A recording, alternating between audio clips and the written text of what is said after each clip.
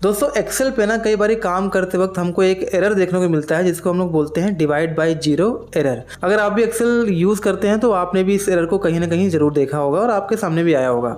तो अपनी पिछली कुछ वीडियोस में ना मैंने एक्सेल में आपको हैशटैग एरर के बारे में बताया है, जो बहुत ही मैंने इन डेप्थ में जाके बताया कि कब आता है, कैसे आता है, उसका क्या मतलब है। तो आपको ना वो वीडियो ज़रूर देखनी चाहिए। तो इस वीडियो में आप सीखने वाले हैं कि एक्सेल में डिवाइड बाय जीरो एरर कब आएगा, उसका क्या मतलब है। वीडियो में कुछ अच्छा ही सिखाऊंगा, बने रहिए।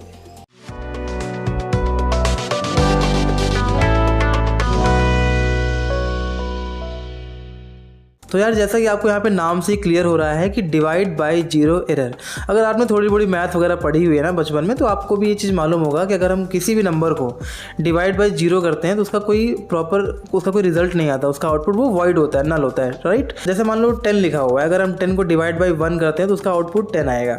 10 को डिवाइड बाई 2 करेंगे तो उसका आउटपुट 5 आएगा, यानी कोई रिजल्ट आएगा। बट डिवाइड बाई जीरो में वो वॉइड हो जाता है, वो नल हो जाता है। तो अब क्योंकि ये पॉसिबल नहीं है कि हम किसी भी नंबर को जीरो से यहाँ पे डिवाइड कर सकते, तो एक्सेल भी क्या करता है, जब भी ऐसा कोई उसके पास सिनेरियो आता है कि हम ऐसा कोई नंबर दे रहे हैं जहाँ पे डिवाइड बाय जीरो वाला कॉन्सेप्ट आ रहा है, तो उस केस में वो आपको डिवाइड बाय जीरो एरर देके आपको वो बताएगा कि ये यहाँ पे एरर आ रहा है और ऐसा एरर आ रहा है। तो जैसा कि आपको सामने स्क्रीन दिख रही है, और अगर मैं नॉर्मली यहाँ पे इज इक्वल टू करके सपोज करो 10 बाई जीरो कर दिया, तो आप देखेंगे कि यहाँ पे डिवाइड बाय जीरो एरर आ रहा है।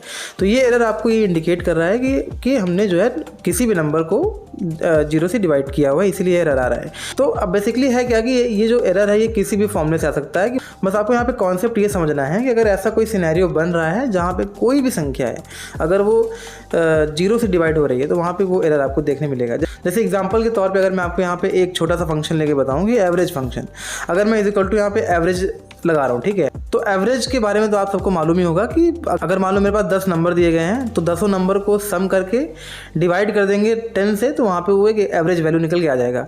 तो ये डिवाइड बाय जीरो को समझाने के लिए यहाँ पे एक एवरेज अच्छा फंक्शन है जिसके थ्रू आप समझ सकते हैं। तो एवरेज किया मान लो, और मैंने यहाँ पे देखो नंबर 1 मांग रहा है, नंबर 2 मांग रहा है, तो आप यहाँ पे नंबर दे सकते हैं। जैसे मैंने यहाँ पे कोई यहाँ पे सेल दे दिया, राइट। तो अगर मैं यहाँ पे केवल एंटर करूंगा तो देखो अभी यहाँ पे डिवाइड बाय जीरो अगेन वो आ रहा है। अगर मैंने यहाँ पे 1 लिखा तो देखो 1 आ रहा है, यहाँ पे मैंने 2 लिखा तो देखो 2 आ रहा है।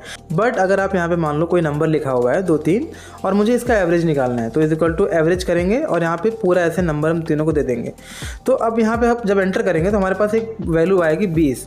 अब 20 वैल्यू कैसे आ रही है, ठीक, इन सब का सम डिवाइड बाई 3। तो सम मतलब इसका 60 आएगा और 60 डिवाइड बाई 3 कितना होगा, 20 होगा। तो हमारे पास एवरेज निकाल के आ रहा है। तो अगर मैं मान लो यहाँ पे इन सबको मैं हटा दूँ, डिलीट कर दूँ, तब भी हमारे पास क्या एरर आएगा, डिवाइड बाय जीरो एरर आएगा। तो बस यहाँ पे समझने वाली बात यही है कि अगर हम किसी भी नंबर को जीरो से डिवाइड करते हैं तो हमारे पास ये एरर आता है।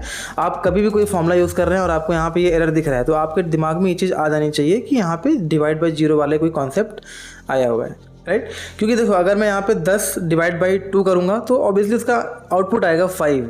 अगर मैं यहाँ पे 100 डिवाइड बाई 10 करूँगा तो उसका रिजल्ट आएगा 10।